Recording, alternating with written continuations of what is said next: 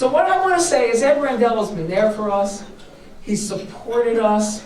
He has not been reluctant to take action when needed for us. For many years, he's been there. Ed Rendell.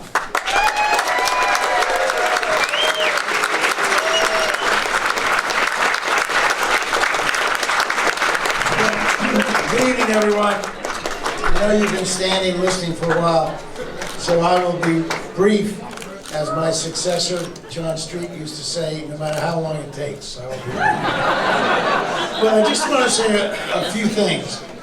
Jane and Mike accurately depicted the struggles that you've undergone for the last almost 25 years, and our role. And when I say our, I get the credit for it, but it were people like Estelle Richmond, both as health commissioner here in the city of Philadelphia during my time as mayor, and the secretary of DPW in Harrisburg during my time as governor. People like Estelle, people like Donna Cooper, who really deserve the credit for the things we did. But it's been a long struggle, and this is listening to Mike and listening to Jane, sort of a trip down memory lane. I'll never forget when we started Prevention Point and it was announced publicly, we got notified by the state health commissioner that we were in violation of state law and subject to arrest, and that they intended to arrest the people at the Prevention Point location who were giving away clean needles. And I sent back a letter to the health commissioner, and I CC'd Governor Ridge. I said, don't arrest them. They're following an executive order that I've issued. Come arrest me first. And needless to say, Governor Ridge decided it would not be a good idea to arrest the mayor of Philadelphia. And of course it made sense. Prevention Point was a great program because it saved lives, as Jane and Mike had said, but it also gave us access to people who were addicted. Access so we could talk to them, that we could educate them. And that was almost as important that we could give them job training. That was almost as important as the clean needles themselves. So many of the things we've done were just common sense.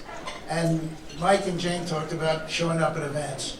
I will have to tell you, you know, I've always said this. I've had a great opportunity for 24 years to serve the public. 8 as district attorney, 8 as mayor, and 8 as governor. And you get a sense of what the office, not necessarily you as an individual, but what the office means.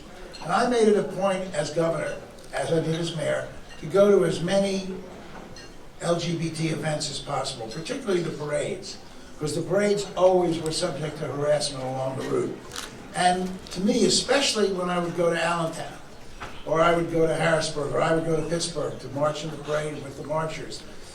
It was incredible to see what my appearance, again, not Ed Rendell, but the governor of the Commonwealth of Pennsylvania, joining in the parade, what it meant to them. And it's something I hadn't experienced throughout my whole career, because I was the first candidate for a major office in Philadelphia to campaign in openly gay and lesbian bars. Back in 1977. 77. And I have to tell you just a little story.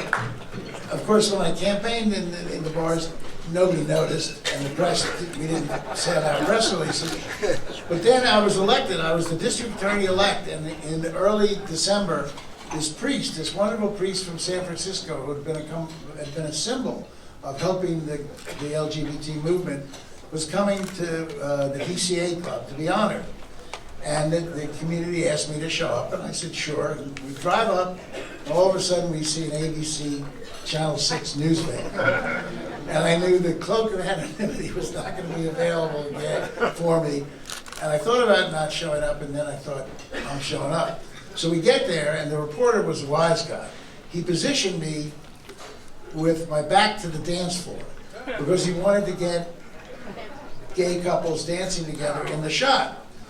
So I knew what he was trying to do. Fortunately, the 2 guys who were with me that day for my campaign were both about 6'3", 6'4", and I whispered to them, when the camera light gets on, you guys stand right in back of me. And I did, but it's been a wonderful 25 years. And let me say to all of you who've helped, and some of you have been helping for 25 years and more, if you ask me to, in my public career, to think of one thing where citizen action really made change, where it really made a difference. You know, citizens are always saying to me, I'm not going to vote, or I'm not going to get involved because it doesn't matter. We can't change things. The special interest control, it's too hard. We still have income inequality. We've been battling it for 25 years and we haven't made progress. In fact, we're slipping further away from income equality. There's so many things. We haven't made a dent in our infrastructure problem for 25 years. Our infrastructure has been crumbling right before our eyes. But here, in the fight against AIDS, think of what citizen action has done. It's unbelievable. This wouldn't have happened. Forget me, forget public officials.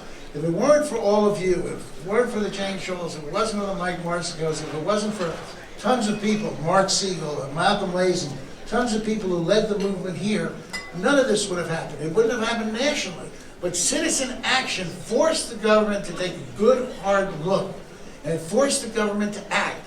And we are here today with all of the progress and all of the wonderful news that Jane just delineated. We are here today because citizens said we were going to change things. And if somebody ever tells you that citizen action doesn't work, that it's all just whistling past the graveyard or spitting into the wind, it isn't. And the success we've had here should be proof. Now, we've got one thing left to do, and Mike said it very well. The fight goes on. We are on the brink of maybe something really spectacular.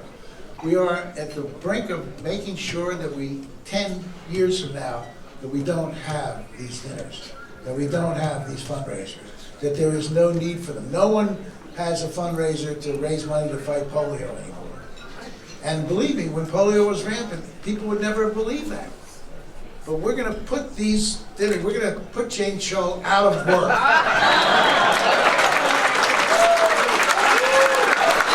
And she will be very happy with her. And I'm sure Mike and I will link back together after he's out of work. So.